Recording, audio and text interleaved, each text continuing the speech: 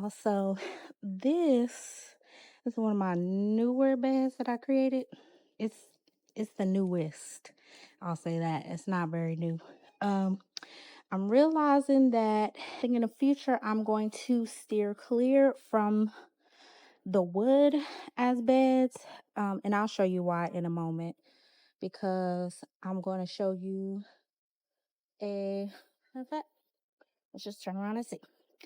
So this was probably like one of my original beds. Oops, sorry, B. This is one of my original beds. And if you look, I tried to pick it up and just move it because I wanted to move it over here in front of this bed, the sweet potatoes, but it fell apart. So sorry, it's a jungle. But yes, if you look at this wood, it is like ate up all the way. It's ate up. So I think in future I am going to steer clear from the wood. Um and if you look here, this is my original, like my very first bed that I ever had. And I got this from Home Depot. It's not actually wood. So it's still here. um but yeah, I think I would rather this or like some metal raised beds or something like that because the wood just, as you can see, like I said, getting ate up. So I'm going to move this soil into this bed. So stay tuned for the update. And before I start, so I just want to say these were the humble beginnings, right? The humble beginnings of our gardening journey.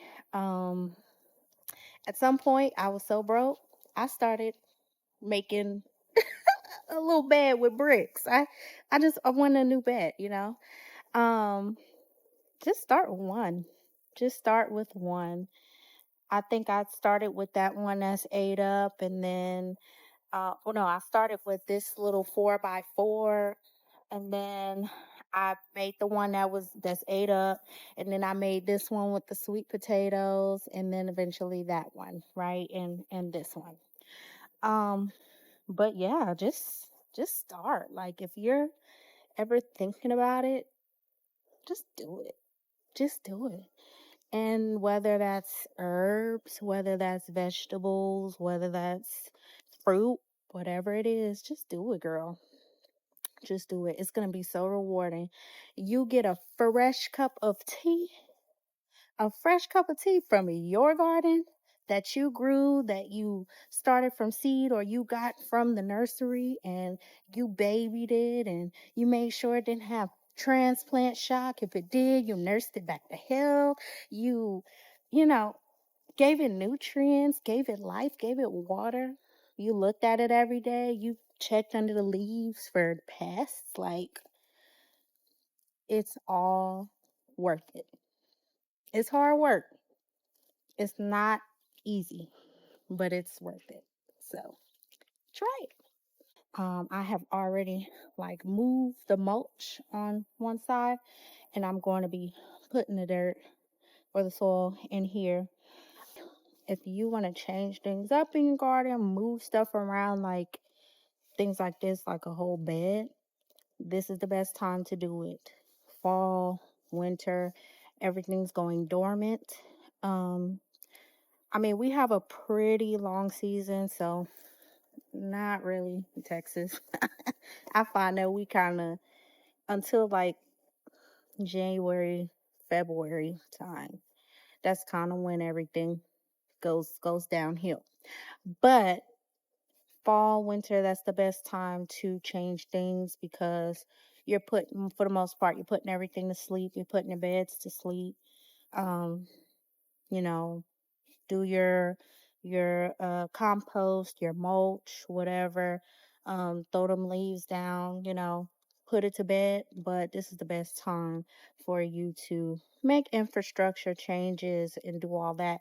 That way, when spring comes, you'll be ready to go. All right, y'all. So we're gonna have to call it quits because it is raining and it's clearly not gonna stop. So this is the bed so far, the soil that I got, and got about half the bed.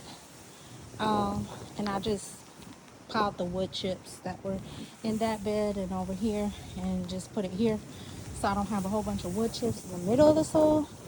Well, I would say more than half. So it started here, and it's not, I don't know if you can see, but it's not a whole bunch of the bed left. So I would say a little bit over 2/3.